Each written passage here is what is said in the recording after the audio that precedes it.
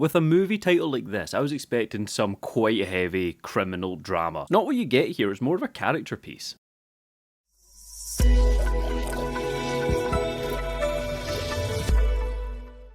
Emily the criminal. So, spoilers straight out the gate. Emily here, she gets up to some nefarious shit. Now, we are following Aubrey Plaza for this movie, who is fantastic in this role. I don't think I've ever seen her have a bad performance, but she was especially good here. For what she can do and bring to the table in like all of her performances, they work so well in the story here. This movie opens up on her going for a job interview, and just in this interview alone, we learn so much through quite natural dialogue and reactions and responses, and it is fucking incredible. You know, the interviewer claims that they've not got her full background report, and so the questions start leading towards an assault that she got charged with way back in the day. She gets her back up about this a little bit, and fair enough, he did pull the wool over her eyes and lie about having this information, but it's the way she reacts to this and that she's got her integrity and her pride above answering his questions. He's already lied to her, so she doesn't want to sit there and take any more of his shit, and it is such a great opening. You learn about not just like the facts about her, but her character in this scene. Although she's looking for new work, she currently does hold down a job.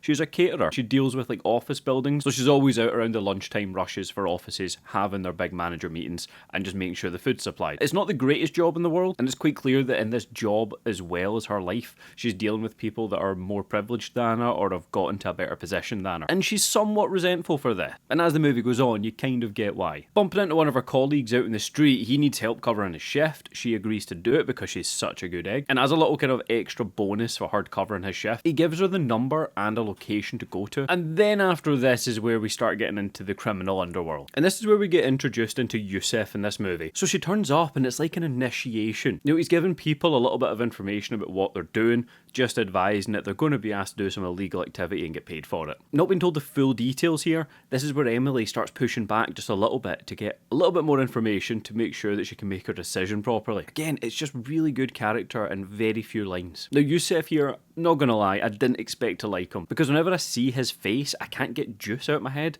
and he fucking annoyed me in Sons of Anarchy. So I went into this just seeing his fucking face, thinking it would be Juice all over again. No, I really like Yusuf here. So the first thing she needs to go do is use a fake credit card and go and buy some goods, which Yusuf and his boys will go sell. Like, she's clearly hesitant to do this. That's what's really good, is the turn throughout this movie for Emily. You know, she's unsure and she's very cautious, but she goes in, buys the goods, gives them over, and then we move on to the next gig. So she keeps going up the ranks here because she's proving herself in all of these jobs. Yusuf forms a bit of a bond with her, which I can't understand why. Perfect threesome? Question mark.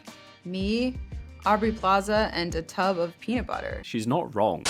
And as the movie goes on and she's moving up the jobs, this attitude of having to do this for money starts becoming a want for her. You know, she's got an interview later on in the movie, and whilst in the interview it comes up the assault again. And what's great is it's made clear that this assault led to so many issues in her life, so many roadblocks that she's came up against. She had to drop out of college, and then she had legal bills, and then look after a sick relative. It could have been played off like she was making excuses for herself, but instead what we have here is somebody who made one mistake that's kind of domino affected itself through her life and put her in this position she's in. She's capable of a lot more, and she just wants that. So the jobs get bigger and bigger until she hits that turning point where she wants to take it over herself. And as her relationship has been growing with Yusuf, he's kind of shown her behind the curtain a little bit to the business and how it operates. She wants to just take it over and do it on her own. He gives her some ground rules, he sets them out for her to keep her safe and sets them on their merry way. The tension in the movie doesn't come from Yusuf and Emily whatsoever. It actually more comes from Yusuf and his partner. They are in this together. However, with Emily, she fucks up a little. Nothing major, but fucks up in the eyes of the partner. And that is enough to call it quits for Yusuf, so they go their separate ways and fuck him over.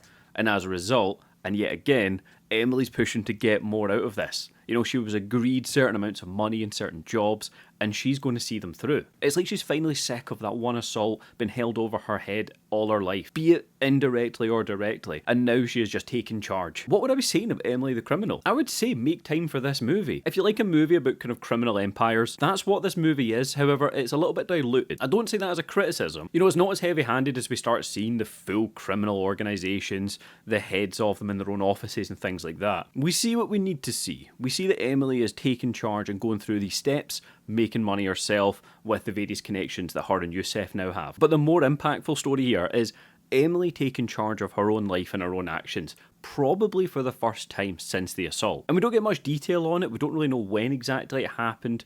We just know that it was in college. So we don't quite know how many years this has been going on for her. You've got a relationship here that does work, it is believable. Juice aside, Yusef is pretty cool, I'll give him that. You've got Emily, of course she's the standout for more than one reason. Petition for Aubrey Plaza to plow me.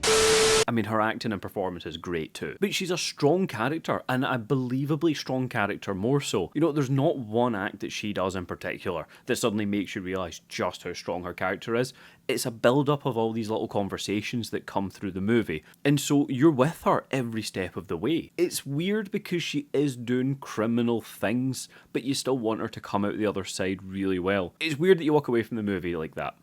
And not just because it's Aubrey Plaza. Yusef's partners, they were used well enough. They weren't immediately detestable. You can kind of see why Yusef's partners detach from him as well. You know, it's not like we've got some anti-hero that we're now rooting for and the clearly detestable villain. Though there's a balance between them. They're all criminals in this. You're just kind of rooting for her more in this. Granted, we don't know the full backstory of the other characters, but we know hers, we like her. We want her to win. So have you seen Emily the Criminal? If you have, do we agree or disagree? I'd love to know. And if you haven't yet, please do consider hitting subscribe. It really helps out the channel. I like to cover those movies that get a little bit less talked about. I like to find those kind of hidden gems, one for myself and recommend to you guys. And as always, thank you so much for watching.